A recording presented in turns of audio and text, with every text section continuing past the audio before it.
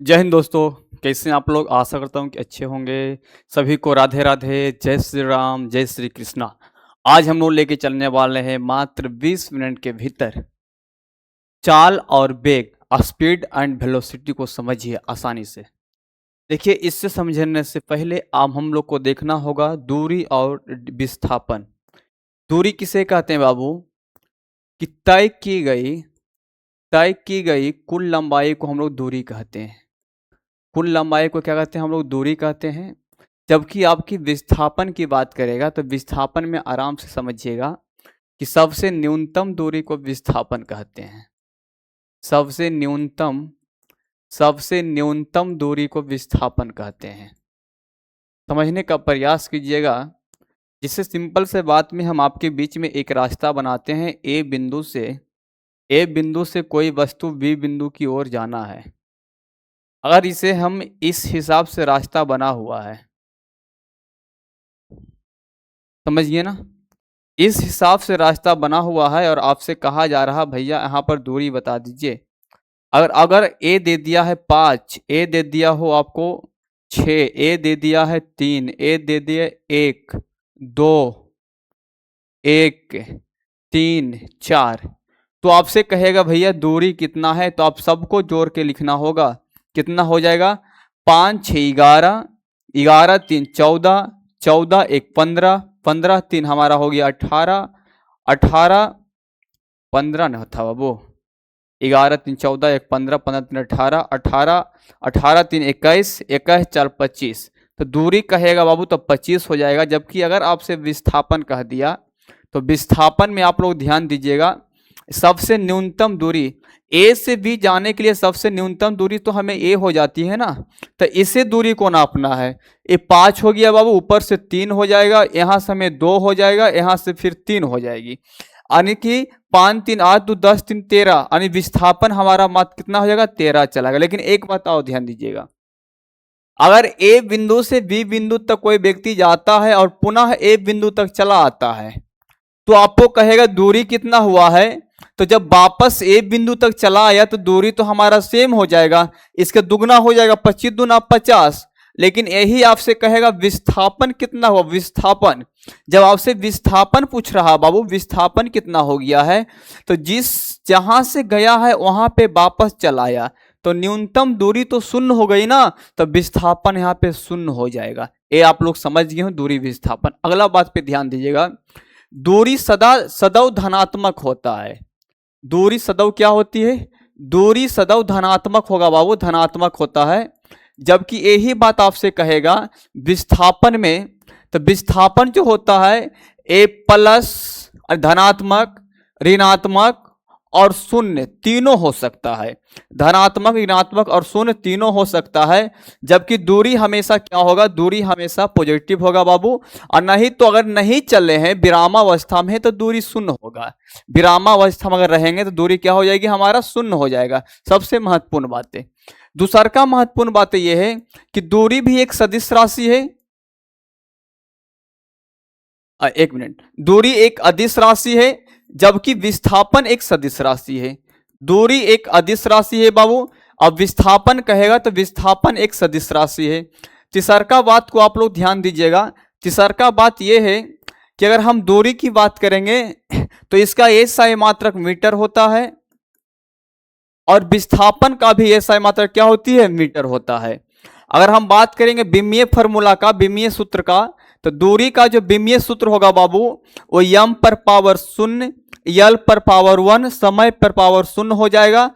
और यही विमीय सूत्र हमारा किसका होगा? विस्थापन का भी होगा, दोनों सेम होगा। अगला नोट पॉइंट में आप लोग को ध्यान देना है, संबंध से आप लोग के प्रश्न आता है। देखिए संबंध से प्रश्न क्या आएगा? दूरी और विस्थापन में संबंध सबसे पहले होता है कि दूरी या तो विस्थापन से ज्यादा होगा या तो विस्थापन के बराबर होगा। दूरी या तो विस्थापन से ज्यादा होगा या तो विस्थापन के बराबर होगा। अगर हम दूरी बटा विस्थापन करते हैं, अगर हम दूरी बटा विस्थापन करते हैं बाबू, तो दूरी बटा अगर हम विस्थापन करेंगे तो मेरी बातों को ध्यान दीजिएगा, तो अगर ये 1 से ज्यादा भी हो सकता है और 1 के बराबर भी हो सकता है अगर दूरी बटा विस्थापन करेंगे तब।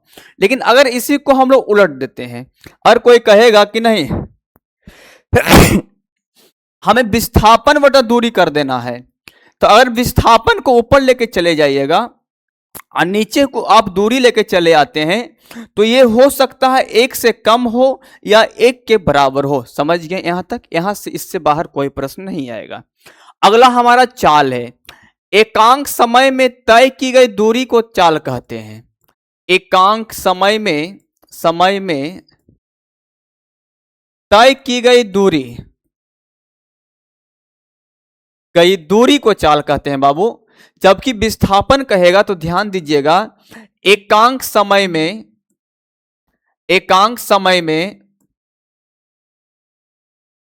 तय की गई विस्थापन को वेग कहते हैं। दोनों में अलग है, अर्थात फॉर्मूला आप लोग को ध्यान देना है। इसका कहेगा चाल का फॉर्मूला क्या होता है, तो चाल बराबर हमारा होता है दूरी बटा समय। वही आपसे बीच में कहेगा कि वेग बराबर फॉर्मूला क्या होता है, तो ध्यान दीजिएगा, वेग बराबर हमारा हो जाता है विस्थापन बटा समय। अगला बातों पे आप लोग ध्यान दीजिएगा बाबू, कि अगर कहेगा इसका एसआई मात्रा क्या होता है, तो आपको ध्यान देना है, इस एसआई मात्रा हमारा दूरी का मीटर होता है, समय का सेकंड होता है। अगर वेग का भी एसआई मात्रक पूछेगा तो इसका भी एसआई मात्रक होता है। विस्थापन को भी हम लोग मीटर से ही नापते हैं, एक प्रकार का वो भी लंबाई है, तो मीटर पर सेकंड हो जाएगा। अगला चाल कहेगा तो चाल एक अदिश राशि है बाबू, जबकि वेग कहेगा तो वेग एक सदिश राशि है। कौन सी राशि है? सदिश राशि है। अगला बीमा हम लोग का बचा हुआ है। बीमा से अगर प्रश्न आएगा तो बीमा आपसे अगर बीमीय फॉर्मूला पूछेगा तो ध्यान दीजिएगा, यहां द्रव्यमान नहीं है इसलिए द्रव्यमान पे 0, लंबाई है, लंबाई पर 1, हम लोग का समय नीचे है तो इनवर्स में 1। इसका भी बीमीय फॉर्मूला सेम ही होगा, m पर पावर ऊपर 0, l पर पावर 1, समय पर इनवर्स 1। ये हमारा बीमीय सूत्र हो गया। समझ गए ना? अगला प्रश्न नोट पॉइंट में आप लोग को एक बात को ध्यान देना है, प्रश्न में रेलवे का पूछा हुआ है कि अगर वृत्तीय पथ में अगर हम कोई वस्तु गति कर रहा है, तो वृत्तीय पथ में अगर कोई वस्तु गति करेगा वृत्तीय पथ में, तो ध्यान दीजिएगा चाल जो है ना ये अचर रहेगा, चाल नहीं बदलेगा, चाल अचर रहेगा। जबकि वेग दिशा परिवर्तन होने के कारण वेग बदलते रहेगा, तो वेग हमारा हो जाएगा चर। क्या होगा बाबू? चर। जबकि चाल क्या होगा? अचर होगा। इस प्रश्न को भी आप लोग ध्यान दीजिएगा, रेलवे का कई बार पूछा हुआ प्रश्न है। इसके बाद हम लोग का सबसे फेमस एक बात और यहां पर ध्यान दीजिएगा, चाल को वेग को हम लोग 2 प्रकार से रखते हैं। एक वेग को हम लोग प्रारंभिक वेग कहते हैं, प्रारंभिक वेग को हम लोग यू से दर्शाते हैं क्योंकि इसका प्रयोग आएगा। और एक हम लोग का होता है अंतिम वेग को हम लोग v से दर्शाते हैं। किससे? v से। अब प्रारंभिक वेग अंतिम वेग में क्या है, जब हमारी आंखों से सामने कोई वस्तु या वस्तु चलना शुरू करता है तो उसे हम लोग प्रारंभिक वेग के अंतर्गत रखेंगे। जब हमारी आंखों के सामने चलना शुरू किया तो उसकी प्रारंभिक वेग 0 हो जाएगा, क्योंकि हमारे आंखों के सामने चल रहा है। समझिए ना? अब चलना शुरू किया, जहां तक हम देखे हैं वहां का जो चाल हमें पता है तो वो उसका अंतिम वेग हो जाएगा। ये पहला नियम। दूसरा का, अगर कोई वस्तु हमारे तरफ आ रही है तो अगर वस्तु जो आते हुए हमने देखा तो सबसे पहले जितना चाल से देखा तो वो हमारा प्रारंभिक चाल हो जाएगा। अगर आते आते हमारे पास रुक जाती है तो वो उसका अंतिम चाल होगा 0। रुक जाती तो अंतिम क्या होगा? 0। लेकिन अगर भी माने कि 10 मीटर पर सेकंड से आ रही है और 10 मीटर पर सेकंड से ही निकलते चला गया, रुका नहीं, तो उसका अंतिम वेग भी वही होगा, प्रारंभिक वेग भी वही होगा। निर्भर करेगा कि प्रश्न हमें किस प्रकार से पूछी जा रही है। समझिए ना? चलिए, कोई परेशानी की बात नहीं। अगला प्रश्न आप लोग के पास आता है एक्सेलरेशन अर्थात त्वरण की बात होता है। इनका कहना है कि वेग में परिवर्तन की दर को हम लोग त्वरण कहते हैं, एक्सेलरेशन कहते हैं। वेग में परिवर्तन की दर परिवर्तन की दर, वेग में परिवर्तन की दर को हम लोग क्या कहते हैं बाबू? एक्सेलरेशन कहते हैं। अब कहे गुरुजी वेग में परिवर्तन की दर हुआ क्या? भैया अभी हमने आपको बताया है एक प्रारंभिक वेग होता है, एक अंतिम वेग होता है। अगर कोई वस्तु चलना शुरू किया है तो प्रारंभिक वेग शून्य होगा, अंतिम कुछ वेग होगा उसका। तो इसका इसका वेग में परिवर्तन की दर होता है बाबू। इसका मतलब है कि त्वरण एक्सेलरेशन बराबर हमारा फॉर्मूला हो जाता है, एक्सेलरेशन बराबर कि वेग में परिवर्तन की दर। दो फॉर्मूला लिख सकते हैं सीधे, अगर वेग से कहेगा तो वेग बटा समय लिख सकते हैं सीधे, अगर मात्र एक वेग देगा तो। और नहीं तो अगर हमें वाक्य में करके प्रश्न को बनाने देगा तो सिंपल से बात में हम लिखिएगा कि v माइनस यू वटा टी, अर्थात प्रारंभिक वेग अंतिम वेग माइनस प्रारंभिक वेग वटा समय, ये हमारा क्या होगा? त्वरण का रूप हो जाता है। समझ गए ना? इसका आपसे एसआई मात्रक पूछेगा तो इसका एसआई मात्रक होता है बाबू मीटर पर सेकेंड स्क्वायर, मीटर पर सेकेंड स्क्वायर इसका एसआई मात्रक होता है। इसका आपका विमीय फार्मूला पूछेगा, विमीय सूत्र, तो विमीय सूत्र भी आप लोग ध्यान दीजिएगा।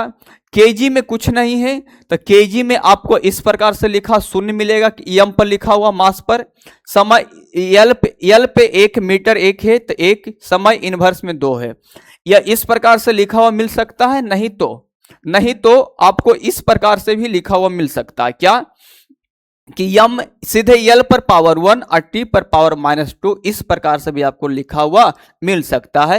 ये हमारा त्वरण संबंधित प्रश्न आता है बाबू, समझिए ना? इससे कोई परेशानी नहीं होना चाहिए आप लोग का। वेग में परिवर्तन की दर, एक बात और ध्यान दीजिएगा, क्या त्वरण शून्य होगा? तो हाँ, जब एक समान वेग से कोई वस्तु गति कर रहा है, वेग में चेंज नहीं हो रहा, समय में सिर्फ चेंज हो रहा है, तो त्वरण के मान क्या होगा? त्वरण शून्य भी हो सकता है और त्वरण प्लस भी होगा। अगर यही निगेटिव चला आता है, अगर आपसे कहेगा कि हमारा निगेटिव में एक्सेलरेशन चलाया है तो क्या कहेंगे?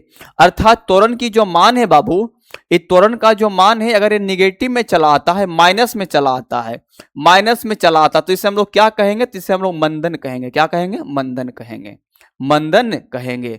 जब मंदन कहेंगे तो आपको कहना है कि त्वरण माइनस में होता है तो मंदन होता है। कब माइनस में होगा बाबू?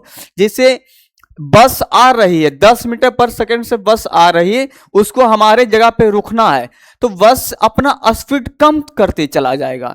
तो हम देखे हैं 10 मीटर पर सेकंड से, लेकिन हमारे पास उसका अंतिम वेग शून्य हो जाएगा क्योंकि यहाँ आकर क्या करेगा? रुक जाएगा। तो ये हमारा मंदन कहलाता है। क्या कहलाता है? मंदन कहलाता है। तो मंदन बराबर फार्मूला आपसे पूछा कभी कि इसका भी कोई फार्मूला होता, कहिएगा हाँ, कुछ नहीं करना है। यहाँ पर हम लोग अंतिम वेग पहले लिखते हैं तो यहाँ प्रारंभिक वेग माइनस अंतिम वेग कर देंगे वटा समय, तो ये हमारी मंदन का फार्मूला चलाता है। समझ गए ना? कभी कभी आपको ये भी लिखा हुआ मिलेगा कि माइनस त्वरण बराबर मंदन, ये भी आपका करेक्ट हो जाएगा, सही होगा। यहाँ तो कोई प्रश्न की बातें नहीं है। अगला पॉइंट आपके बीच में यह है गति का सूत्र। अगर आपसे कहेगा कि गति यानी चाल की गति का जो है बाबू, गति के बारे में, गति की जानकारी तो सबसे पहले न्यूटन साहब ने दिया था, अच्छी बात है, लेकिन गति का जो परिभाषा है, गति के जो परिभाषा समझाने की जो बात है, यह इसकी सूत्र की जो बात है, ये हमारा गैलीलियो साहब ने दिया था। कौन दिए हैं बाबू? गैलीलियो ने दिया था। देखिए बाहर विदेश का है इसलिए था लगाइए, कोई इज्जत नहीं, हिंदुस्तान का रहेगा तो जी लगा के एकदम इज्जत से बात करेंगे। अगला प्रश्न की ओर ध्यान दीजिएगा बाबू। अगला प्रश्न आपके पास ये है कि इन्होंने 3 सूत्र दिया था, तो आपसे प्रश्न आता है कि गति का कितना सूत्र है? तो गति का 3 सूत्र है। कितना है बाबू? 3 सूत्र है। गैलीलियो साहब ने गति का 3 सूत्र दिया था। वो 3 सूत्र कौन है जो आप लोग यहां ध्यान से देखिएगा। पहला फार्मूला उसका कौन है बाबू? तो पहला फार्मूला उसका है v बराबर u प्लस एटी, v बराबर u प्लस एटी, ये उसका पहला फार्मूला है। दूसरा सूत्र कौन है बाबू? तो दूसरा उसका है s बराबर ut plus half eighty square, ये उसका दूसरा फार्मूला हो गया। तीसरा फार्मूला कौन है बाबू? तो तीसरा फार्मूला उसका है v स्क्वायर बराबर u square plus 2as, v square बराबर u स्क्वायर प्लस 2as, ये उसका दूसरा फार्मूला हो गया। कौन सा फार्मूला हो गया? ये उसका दूसरा फार्मूला हो गया। अब आपसे दूसरा प्रश्न आएगा कि गति के सूत्र का पहला नियम किसको दर्शाता है? किसको दर्शाता है? तो यहां पर हम लिखते हैं दर्शाया। दर्शाया किसको दर्शाया? जो आपके बीच में आप पूछेगा। तो यहां पर आप ध्यान दीजिएगा, जब दर्शाने की प्रश्न आएगा तो यहां पर हमें वेग और समय को दर्शा रहा है। किसको बाबू? प्रथम सूत्र हमें वेग और समय को दर्शा रहा है। आपको याद रखना कि प्रथम सूत्र कौन है, दूसरा कौन है और तीसरा कौन है, समझिए ना। दूसरा सूत्र आपसे पूछेगा तो ये हमारा विस्थापन और समय को दर्शा रहा बाबू। विस्थापन, विस्थापन और समय को दर्शा रहा, समय को दर्शा रहा है। यही आपसे पूछेगा तीसरा फार्मूला किसे दर्शा रहा है, तो आप जवाब दीजिएगा कि ये हमारा विस्थापन और वेग को दर्शा रहा है। विस्थापन और वेग को दर्शा रहा है। कहीं कहीं एक बात हम आपको और बता देते हैं, आपको कहीं कहीं विस्थापन नहीं लिखेगा, विस्थापन के जगह आपको वहां पर स्थिति का प्रयोग किया हो रहेगा या स्थान का प्रयोग किया हो रहेगा। कहा कि स्थिति भी कहीं कहीं लिखा हुआ मिल रहा है, समझिए ना। विस्थापन के जगह क्या मिलेगा? स्थिति मिलेगा। दूसर का ये तो हमारा समान रूप में हो गया। अगर वस्तु ऊपर से नीचे जाता है तो वहां पर तो हमारा एक्सेलरेशन कार्य नहीं करेगा, पहले से वहां पर गुरुत्वीय त्वरण आती है, वो कार्य करेगा। तो अगर कोई वस्तु नीचे से ऊपर की ओर फेंक रहे हैं, किसी वस्तु को हम नीचे से, कहा नीचे से ऊपर की ओर फेंक रहे हैं तो बात करेंगे, यानी कि नीचे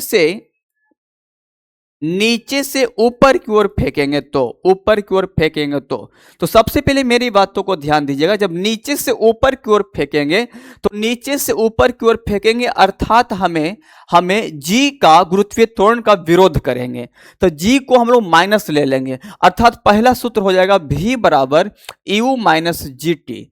दूसरा सूत्र हो जाएगा बाबू यस बराबर U T minus half G T square. ये भी प्रश्न कई बार पूछा हुआ है। तीसरा हो जाएगा हमारा v स्क्वायर बराबर यू स्क्वायर माइनस 2g's, समझिए ना, माइनस हो जाएगा, माइनस। अगर यही कहेगा नहीं ऊपर से नीचे की ओर फेंकना है, ऊपर से नीचे की ओर फेंकना है तो क्या करेंगे? नीचे की ओर फेंकना है तो आपको कुछ नहीं करना है बाबू, एक की जगह आप प्लस जी का प्रयोग कर लीजिएगा, सिर्फ एक की जगह प्लस जी का प्रयोग कीजिएगा। अर्थात कहने की मतलब ये हो गया कि यहां हो जाएगा v बराबर you plus G T. 2 number हो जाएगा बाबू यस बराबर U T plus half G T square.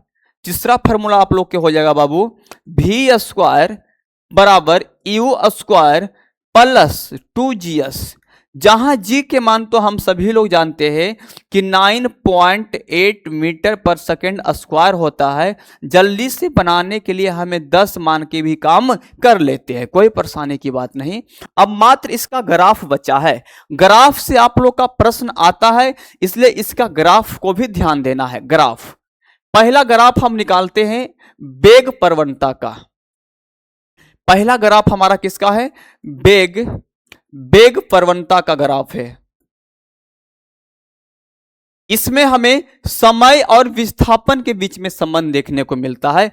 जैसे इस प्रकार से आपके बीच में ग्राफ बनेगा, इसमें आप लोग का नीचे समय को दर्शाएगा बाबू, और ऊपर आपको क्या दर्शाएगा? इधर आपका विस्थापन दर्शा देगा। बाई अक्ष विस्थापन दर्शाएगा और यक्ष अक्ष समय दर्शा रहा है, तो ये हमारा वेग को दर्शाएगा। अगर सीधा रेखा आपके पास बना दिया जाए, आपके पास सीधा रेखा बना दिया जाए, सीधा रेखा, तो समझिएगा कि जो हमारा वेग है एक समान वेग से चल रहा है। एक समान वेग से क्या हो रहा है? वेग समान है, यहां पर सीधा बना दिया है 1 नंबर, इसको हम लिखते हैं 1 नंबर। तो समझिएगा कि पहला नंबर में जो है ये वेग समान है। वेग क्या है बाबू? वेग समान है, वेग समान है। अगर इस प्रकार से ऊपर की ओर घुरा दिया है 2 नंबर, 2 नंबर, जब 2 नंबर कहेगा तो ऊपर की ओर जा रहा है, वेग में वृद्धि होते जा रहा है, तो वेग में वृद्धि हो रही है। वेग में क्या हो रहा है? वेग में वृद्धि हो रही है। अगर यह ऊपर से नीचे की ओर तीर बना देता है 3 नंबर में, तो नीचे कमी हो रहा है, तो वेग में क्या हो रहा है? वेग में कमी हो रहा है, वेग में कमी हो रहा है। मेन रूप से हमें यही प्रश्न पे ध्यान देना है, 3 को, समझ गए ना। लेकिन अगर विस्थापन में वृद्धि नहीं कर रहा है, और आपको समय में सिर्फ वृद्धि कर रहा है, विस्थापन में वृद्धि नहीं कर रहा है। इसका मतलब वस्तु विरामावस्था में है, आराम कर रहा है। 4 नंबर में क्या कहिएगा कि वस्तु विरामावस्था में है, विरामा अवस्था में है। अब ऐसा तो कभी संभव तो हुआ ही नहीं है कि समय अस्थिर रहेगा, ये कभी संभव ही नहीं, तो ये ग्राफ ही नहीं बनेगा। समझ गया ना। अगला प्रश्न, अगर दे भी दिया कभी बाबू इस प्रकार से 5 नंबर, तो आपको कहना है ये असंभव है। क्या है? असंभव है। अगला प्रश्न है, अगला प्रश्न आप लोग को ध्यान देना है, वेग त्वरण एसिलेशन का ग्राफ पर ध्यान देना है। दूसरा त्वरण पे ग्राफ पे ध्यान देना है। तो इसमें आपको क्या दर्शाएगा, तो एक तरफ आपका वेग रहेगा बाबू, एक तरफ आपका वेग रहेगा, बाई अक्ष 0 और एक्स अक्ष। आपसे कहेगा एक्स अक्ष के पास क्या रहेगा, तो कहना है कि ये समय रहेगा, समय। इधर क्या रहेगा, तो इधर हमारा वेग रहेगा। क्या रहेगा बाबू? वेग रहेगा। अगर सीधा रेखा कर दिया जाए, सीधा एकदम सीधे, इसका मतलब है कि एक समान त्वरण से रहेगा, चल रहा होगा कोई वस्तु। क्या? एक समान ही त्वरण से चल रहा है वस्तु, एक समान ही त्वरण से चल रहा है। अगर यही बात आपसे कह देगा इस प्रकार से घुमा दे, इसका मतलब है कि बाबू जो हमारा त्वरण है ना वो घटेगा। त्वरण क्या हो रहा है? घटेगा, कम होगा। अगर यही हमें इस प्रकार से वृद्धि कर दे तो समझिएगा कि त्वरण में क्या हो रही है? वृद्धि हो रहा है, त्वरण में वृद्धि हो रही है बाबू। और यही प्रश्न आपसे कह देगा कि इस प्रकार से कर दे, यानी कि वेग समान है, समय में सिर्फ वृद्धि हो रहा, वेग एक समान है। वेग क्या है? वेग एक समान है। इसका मतलब सिंपल से है कि यहाँ पे तो वेग एक समान है, तो त्वरण के मान शून्य हो जाएगा। त्वरण के मान क्या होगा? त्वरण के मान शून्य होगा। तो इस प्रकार से भी लिख सकता है, या एक ए लिखेगा कि एक समान वेग से चल रहा है, एक समान वेग से चल रहा है। समझ गए ना। अगर कभी आपसे इस प्रकार से प्रश्न दे दे तो ये हमारा क्या है? असंभव है। क्या है बाबू? असंभव है। चलिए यहां तक हम लोगों ने आज हमें चाल एवं स्पीड वेलोसिटी का पूरी की पूरी टॉपिक को हम लोगों ने समाप्त किया। जय हिंद, जय भारत।